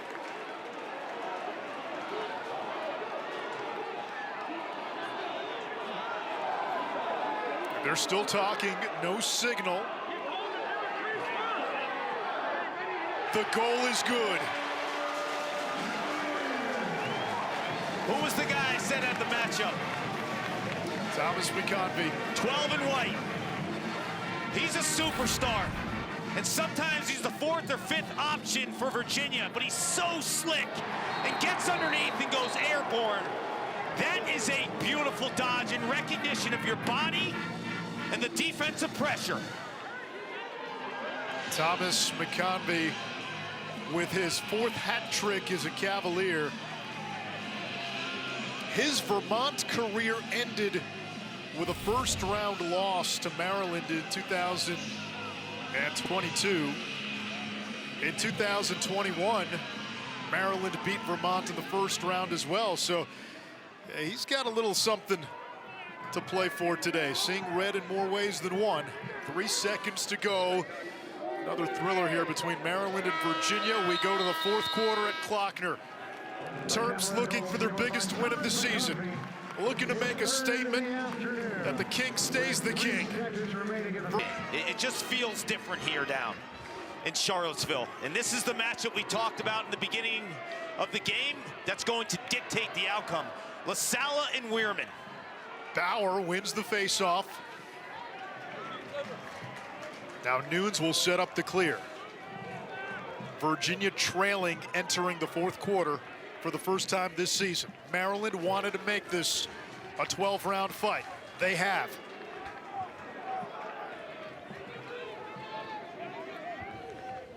Connor McConvey, who's got a hat trick and shuts the midfielders. McConvey on the shorty. Schellenberger, skip pass, Dixon shot, turned away by Rupel. The freshman has lived up to the moment today. He's got 10 saves. Matt Nunes has 10 saves. But I think Rupel has had to work harder for his 10. I think he's outplayed Nunes. He has. Logan McNaney, the MOP of last year's NCAA tournament, out for the year. Rupel has started now 4 straight games. Teddy Dolan got the first start with McNaney out. Makar took a shot on the empty goal. Virginia's not going to change. They're going to be aggressive. They'll still ride. Brennan against Connor. Connor is a pure two-way midfielder. Maltz behind the cage. 40 goals 2 seasons ago. Nunes comes out to meet him. Long, back to Maltz. Nunes back into the crease. Here's Chorus. He had 2 goals in the third quarter when Maryland took the lead. A hat trick for Chorus. And it quiets the Klockner chorus. He's showing you 2 hands, too. 22 in red. Playing the best game of his season when his team needs it. In the second half, he feels the pressure of the front side defense right there. He sees the slide also. Kate Sawstead is coming to help. Chorus rolls away and uses his left hand and gets Nunes guessing once again. You're seeing Nunes a lot of times, even on the goals. He's flopping down. He's out of position. Where you're seeing Rupel, who pauses and he's patient and he sits on a shot. Chorus, a former top 20 recruit. He and 2 brothers compete at Maryland. Has a brother on the lacrosse team, Charlie, brother Will on the men's golf team. But it was the awareness of understanding where that defensive pressure was. Kolar, bouncer and a score! It's the Terrapin train in the second half. They travel from College Park. They love their Terps, the defending national champs. And two things I think Virginia has done really well throughout the course of the season was their off-ball defense and striking in transition. But Maryland actually has been the team that has struck in transition more, and it's countering Virginia's inability really to play team defense. So kudos to Maryland for making the adjustments, striking in transition, but also with the assisted goals and the awareness to spread the rock. The last two games with Virginia Towson and Johns Hopkins, we saw the opponent get some opportunities and cash in, unsettled in transition, using Virginia's aggressiveness against the Cavaliers. It's the old adage in basketball. What do you do to a team that presses? You press them back. You do, but what you're not seeing from Virginia is the press from them, right? Like, they're not pushing the ball outside of the Zinn goal. Well, they've tried to. Sometimes it's gotten sloppy. Turnovers have been an issue today, 14 of them. And credit the way that they're subbing for Maryland and they're playing that transition defense. Maryland has also taken away Schellenberger and Dixon. Jeff Connor shot blocked by Makar. Schellenberger has been almost a non-factor, and we don't say that often. He'll try here, the bouncer, and again, the defense by Zappitello has been sublime. He shut out Connor Schellenberger in the quarters last year. He's held him to 1 assist today. And you know what Jesse Bernhardt and John Tillman, Bernhardt, the defensive coordinator, are saying to... There's Dixon, found an opening, and Connor found the Slim Reaper. The Slim Reaper, Xander Dixon, hits the back of the net. And I mentioned earlier, when Jeff Connor was stuck on defense, he's a pure two-way midfielder. I think he's the most underrated, multifaceted midfielder in the nation, with the eyes and the streaking, far pipe cutting ability of Xander Dixon. That is a Xander Dixon goal. You said, how do you shoot 60%, right? That's how you shoot 60%. Let's take a look at our player spotlight, brought to you by New York Life, Greenwich, Connecticut native. Top 10 attackman in the 2018 class. Had a breakout season last year. He's continued it this year. At one point, he was thought of as a potential ex-attackman, a guy who could initiate. He's really found his role as an off-ball guy. I watched him in high school. No way I would have thought that he would be an inside guy. He was a point guard, a quarterback, behind the cage, a lot like Schellenberger. But what I was saying earlier, too, Anish, credit Jesse Bernhardt, the defensive coordinator, and John Tillman. With the way they're playing Schellenberger, they're saying to Ajax Zappitello, we are not going to support you in this matchup. We're going to play Schellenberger one-on-one. We're not going to slide from him. So that helps the team defense in terms of the way that they play the paint. LaSala stays on, which means Weirman stays on. Now Petey will run off. Schellenberger snakes around the cage. No angle. Zappitello turned, gave Schellenberger a look. Do you see, though? There's no help there. That is a one-on-one on an island matchup. Did he need the help? No. But that changes when you know you don't have to slide. Then you could protect the inside and the paint a lot more, and that's where Virginia's better than anyone offensively. He's jamming it inside, and Maryland now could defend that with a little more heightened awareness. This Maryland team, remember, not long ago, they led Notre Dame in the final 4 minutes. The Irish, the #2 team in the country. For as much as this Maryland offense is a work in progress, for the injuries to Eric Molliver, to Logan McNaney, outside of that Loyola game, which looks more and more like an aberration and an outlier, this Terps team looks poised. Got to make another deep run in May. You know what's crazy? Look at the midfield. You have Spanos, a redshirt freshman, Whittier, a redshirt freshman, Murphy, eligibility, a sophomore. So you have all the new pieces. These aren't just new pieces who are waiting 2-3 years to get their run. These are young guys. Like, this program's going to be scary for a long time. Hasn't it? Yes. John Tillman is You know, you throw that word around elite a lot. He's an elite coach. Here's Connor over to Cormier. An elite recruiter, too, because a lot of these guys are under the radar. Now look at Urksa out of Marietta, Georgia. Was not even a top 100 guy. Shuts, shot blocked. Sea of red. Man down at Zappatello.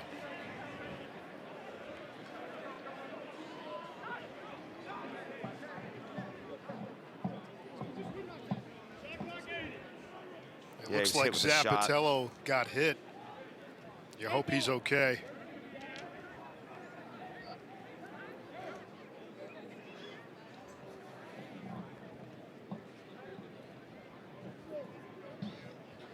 You look at Zappatello, and you can argue he's been the most valuable player in today's game. Oh, it looks like right in the rib. There's no protection there. There's no rib pad that a defender is going to wear there. That is just hitting flesh and bone. Hey, I need some clarification on that.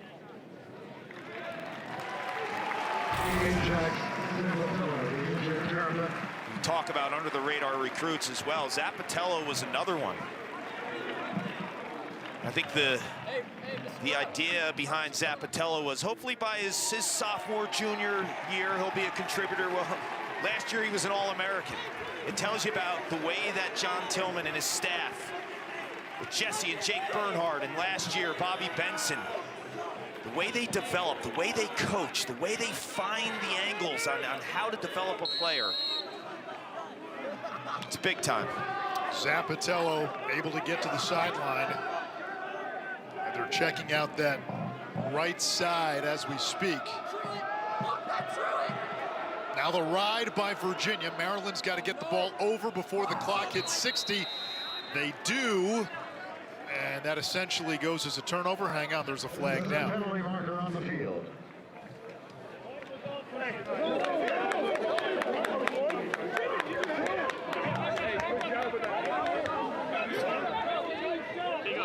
How are we outside?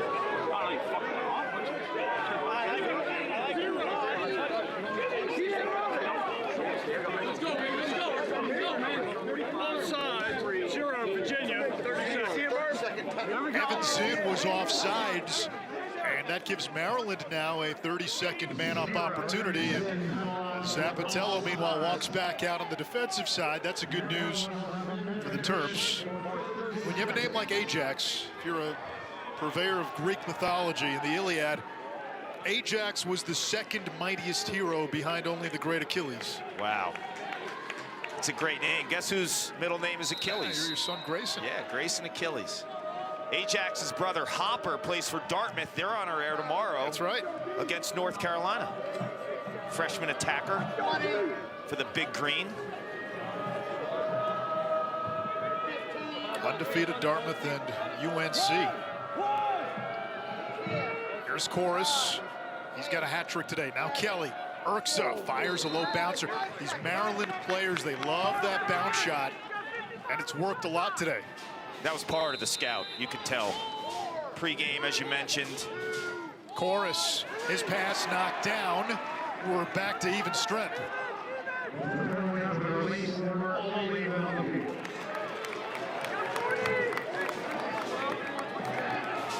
Chorus against Soliday. Long goes to work on McNeil, who falls down. Long stakes and is turned away by Nunes. Nunes needed that one, I think, from a confidence perspective, too, because I thought Kyle Long did a nice job of continuing upfield. I thought maybe he should have shot low there.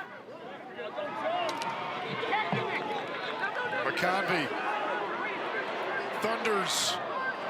His shot too high, might have been altered. Now Schellenberger. With Zappatello taking that shot to the rib, do you try to go at him here with Schellenberger?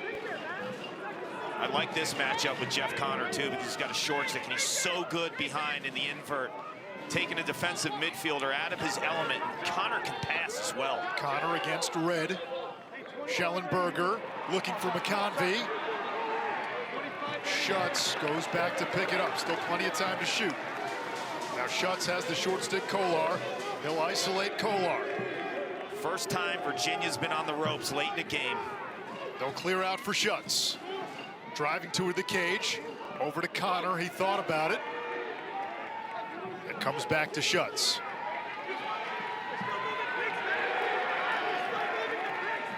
Shot clock now down to 10. Zappatello again defending Schellenberger. Schellenberger. It's knocked loose, and it's going to be a hold on Maryland. Wow, I don't know. I thought Ajax got underneath him there with a clean lift check. It's a new 60. Red What about the slide was all by over Zappatello? Schutz, and there's Zappatello with the help. He's playing. He's been the best unconscious player right today. now. He's been the best player on the field. He had the hardest assignment, and this is now not a fluke. 2 games in a row, he's had Connor Schellenberger's number. Rupel with a shot on goal. It'll stay with Maryland. That was savvy by Maltz. Yes, it's closest to the ball when it goes out of bounds, not the end line, and he knows to just shuffle a few yards, right, Anish?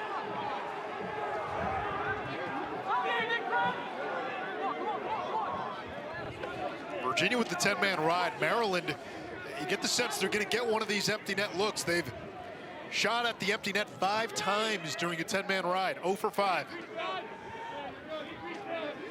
Brennan.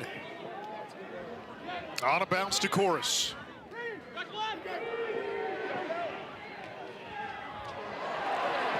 Loose ball, big ground ball. Maryland's got it. Kelly working on Bauer.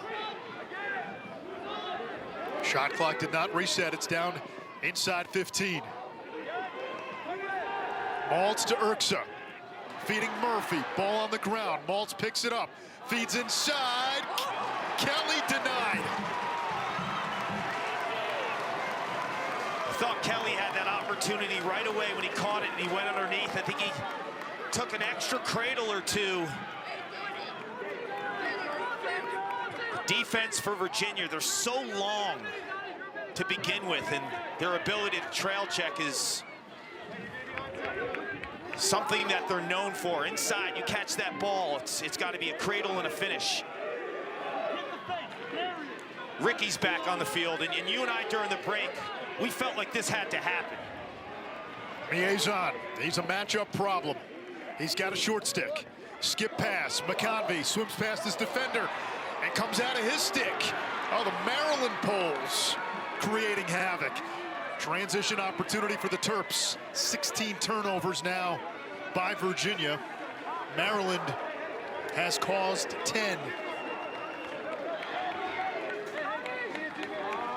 Well, we come up on 5 minutes to play. The Terps in this fourth quarter, they've played clean, 0 turnovers. John Tillman teams never shoot themselves in the foot. Whittier out of the box, fresh legs. He's got Connor. Whittier forced to retreat. Here comes Sawstead. Chases him back out in the restraining area. Big ground ball. Whittier escapes with it. Still plenty of time to shoot.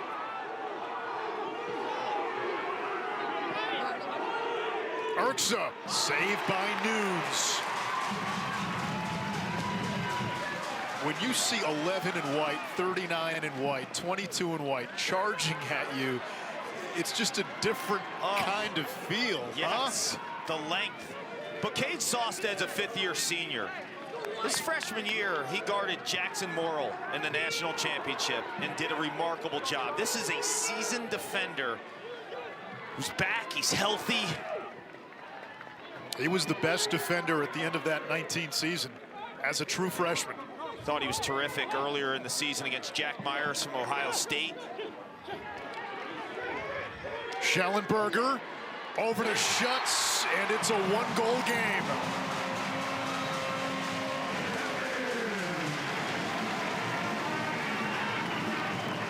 Virginia's on the ropes. You gotta make a stop. You got to erase the memory of the past Maryland explosive offense if you're Matt Nunes. Come up with a stop. Get your team in the mix. Then your quarterback, your Mr. Everything, Connor Schellenberger, distributes to the rock, to the big Griffin Schutz. We got a dandy down in Charlottesville. Full game, this has been as advertised. What does the end game come down to? You know, I think coming into this game, everyone thought about Virginia and their offense scoring 20 goals a game, but Ajax Zapatello, Brett Makar, and this Maryland defense have had the answer in terms of shutting this Virginia offense down. I think for Virginia, in this fourth quarter, it's going to be the midfield that can get them back in this game, tie it. Guys like Griffin Schutz, Thomas McConvey, and I'd like to see Ricky Miazon. I think there's matchup problems with those monsters. They roll out big, big dudes. And for Maryland to hold on, it's got to be more of the defense, the freshman Rupel.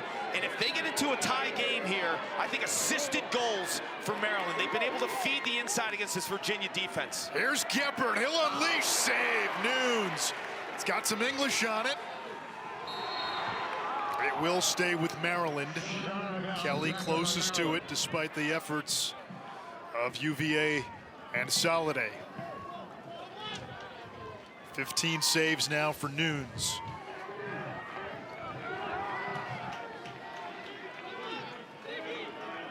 This game mirrors his season. There have been some ups, there have been some downs. He's been strong these last few minutes. The fourth quarter against Hopkins 2 weeks ago, I thought he was fantastic after a slow start, so credit him for erasing the first 3 quarters.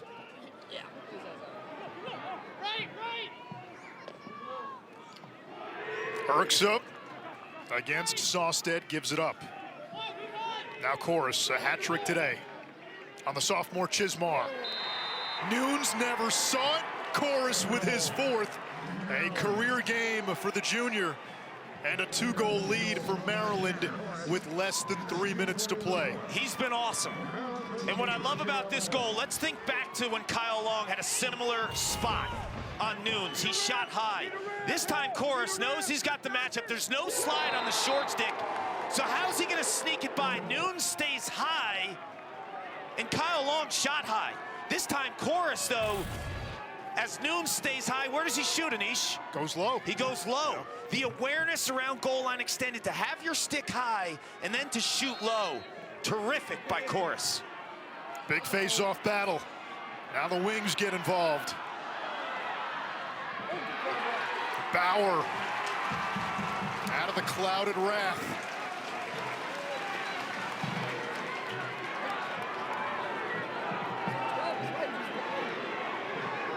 Matsui gets over before that clock hits 60. You've got to get it over in the first 20 seconds. We come up on 2 minutes to play.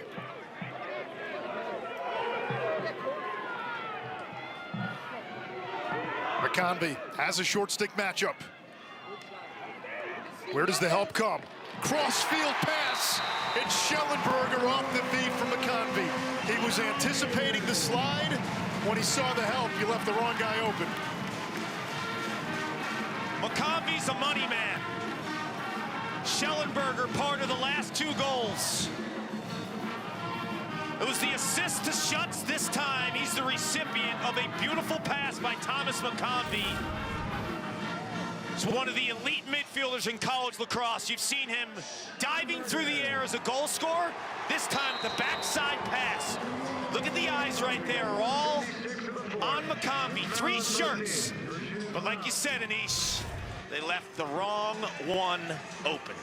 Face-offs have almost been even. 14 for Virginia, 13 for Maryland.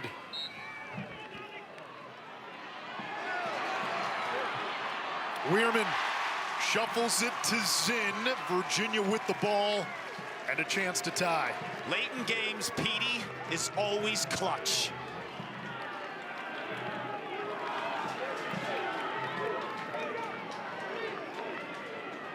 Virginia led 6-4 at the half. Maryland took the lead going into the 4th. Here's Connor. Working on Nick Red. Now McConvey. Left hand free! And McConvey ties it at 13.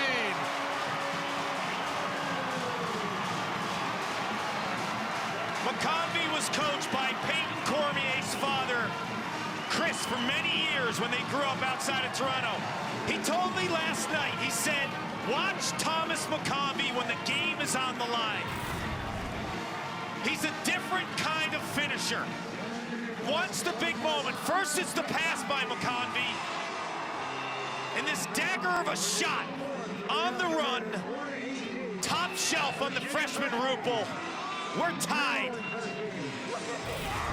It's Maryland's first game at Klockner since 2013, and now since Maryland left the ACC, certainly this rivalry has heated up the last few years. You go back to 2009, they played 7 overtimes on this field. Brian Carroll, the eventual game winner. Weirman all the way, this time he scores! Hold on, they wave it off. They wave it off. Maryland called a timeout. Shades of 2009, the phantom timeout. I'm not sure if this was phantom or not. Wow. Wow is right. This is crazy because it has so many layers and stories to it. 2021, who had an opportunity to close in the national championship? It was Luke Weirman. 2021, Weirman punched it ahead. The final face-off of the championship. His shot hit Alex Rowe in the chest. If it went in, we would have gone to overtime. He scores the goal, but the official from the backside waves it off. Maryland had called a timeout, and the second layer to it is that 2009 7 overtime game. There was a moment in that game where they thought a timeout had come from the Maryland sideline. Dave Cottle never called one, but they said he did. The phantom timeout, and took away Maryland goal and a Maryland win in that game. I was watching that classic 7 overtimes. Brian Carroll, the big shot to win it for Virginia. But you can't fault John Tillman for calling a timeout. When your face-off guy has the ball, you have a timeout. It might be your last opportunity. He's under some distress too, right? Like he's being challenged in attack there. But Weirman just shows you so much fight, right? Because this is a guy who's been through a lot. When you have that opportunity in a national championship game to tie it in the last seconds, and the goalie makes the save, that lives with you forever. So now, like, that's your redemption. And you score, but the coach calls a timeout. Another chapter, another verse in this Maryland-Virginia rivalry. I tell you what, it's freezing cold up here. It's the middle of March. In the middle of all the madness, doesn't this feel like we're playing in late May? This is amazing. This is a game. I don't want to tell you this, partner. This is a game I don't want to end. I wish you missed your flight. I know you have a flight. I'm not getting out. I want to watch lacrosse all day. And look who they're giving the ball to. Jack Corus, who has 4 goals. And for me, coming into this game, I was asking myself, outside of Kyle Long, who's winning matchups for this team? It's with Jack Corus. Biggest crowd at Klockner today in a decade. Largest crowd of the Lars Tiffany era. Maryland can hold for one final shot, but how do you want to play this? You want to give yourself more than one opportunity, don't you?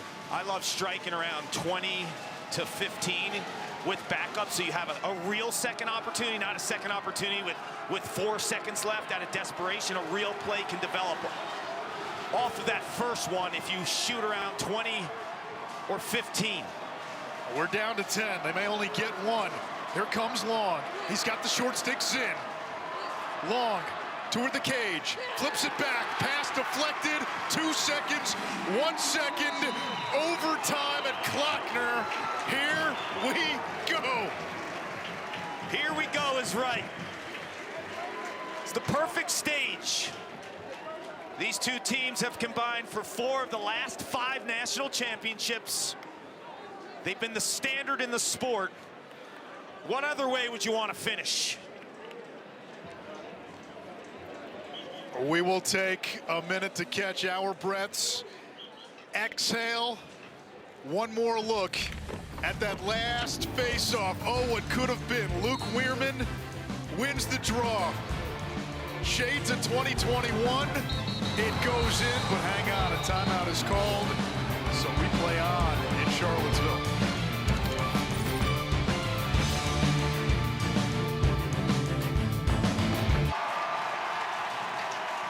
Oh, the crowd coming to its feet. Yeah, they're cheering for their team. But you have to love what you saw today. Largest crowd Virginia's had since 2013. Maryland outscored Virginia 9-7 in the second half. 4 ties, 2 lead changes. This game has been built up as the game in college lacrosse. It's lived up to all the hype and hyperbole today. We'll take a look at our overtime rules as this monster face-off, the sudden victory. 1 timeout per team each period. That's the key in terms of when those coaches are going to want to use that. You got to think John Tillman might be a little trigger shy with that timeout now, but story within the story. LaSalla Weirman. LaSalla's up 15-14 on the face-off. He's got a little bit of everything this game, Anish. Petey LaSalla has 33 career goals as a face-off man. This turns into a muck. LaSalla and Weirman both trying to dig it out. It's Kohler instead. And does Maryland call a timeout? They'll play. Now they call a timeout. 3:45 to go in overtime. Chorus has 4 goals today. We've seen Urksa have some success when he's been given space. Who do you look to? Well, first I want to see the matchups, and Chorus has had a short stick on him all game. Does Virginia now change that philosophy and have a little bit more of a incentive to guard the guy who's had 4 goals and's been the story offensively for a team that's been lacking some Dodgers? Not today with Jack Chorus.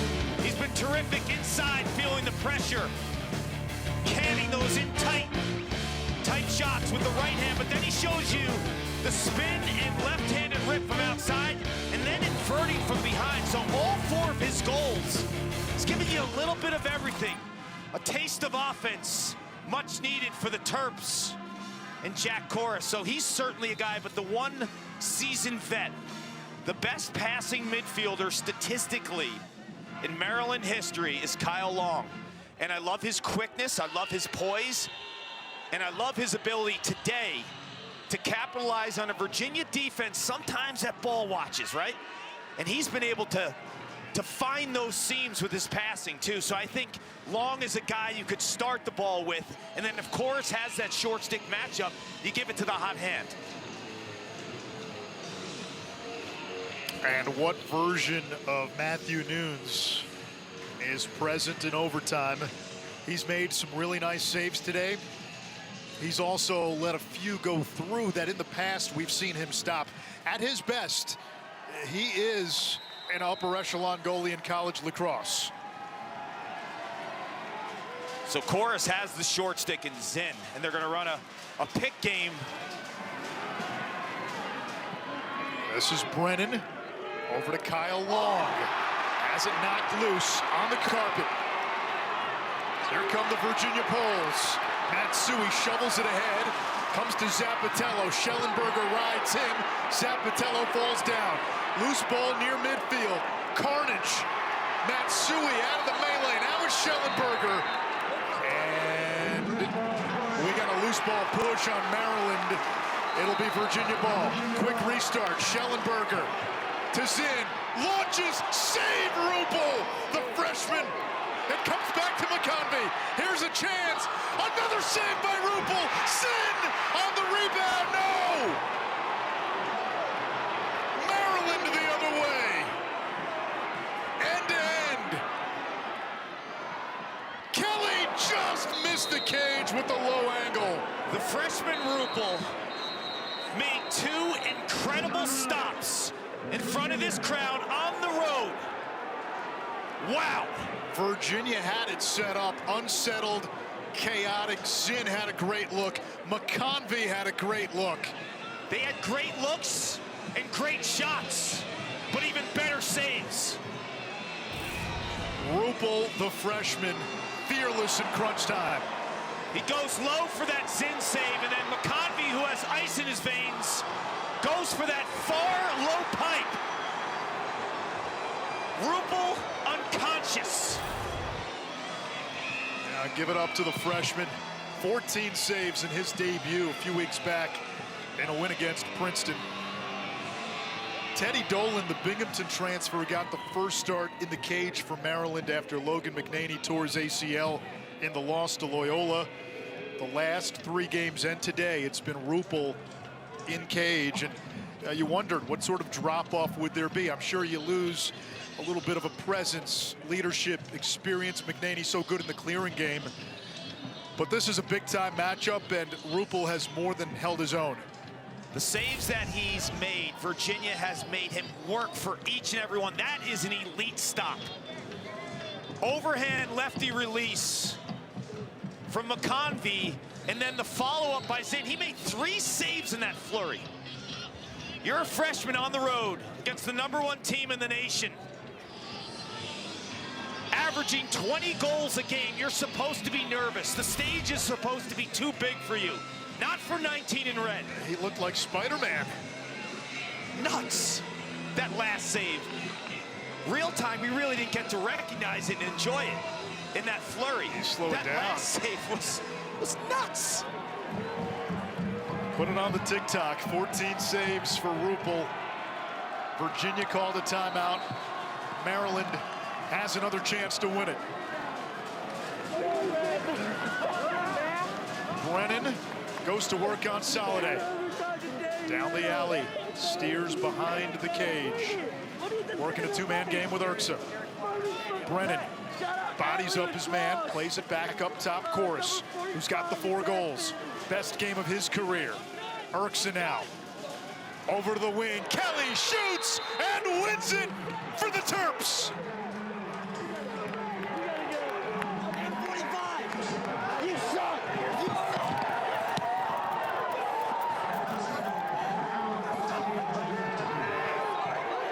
Another chapter, another thriller between Maryland and Virginia.